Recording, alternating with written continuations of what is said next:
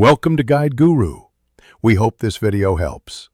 You start now, remove the strap if it blocks access, then flip the watch and remove 2 back screws using the correct driver so you don't strip heads. Once done, use a plastic pry tool to lift the case back gently.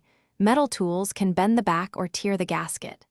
Make sure to keep screws and small parts in a tray and photograph the orientation of the movement. This saves time and prevents mistakes during reassembly. You now deal with the delicate middle. Identify the retainer clip and any insulation tabs so you know what to move. Carefully lift the clip with non-metal tweezers or a plastic pick. This avoids shorting the circuit. Remove the old battery and clean corrosion or debris with a dry cotton swab. Then place the new CR 2025 or CR 2016 cell into the seat with the correct polarity. Once inserted, you finish by replacing the gasket and applying a trace of silicone grease if it appears dry. This preserves water resistance. Align the case back and tighten screws evenly. Do not over-torque. Once assembled, reset the time and test all functions and buttons.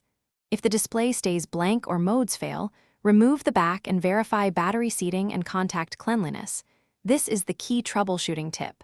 Most failures are poor contact or a flipped insulating spacer, so recheck orientation and contact pressure.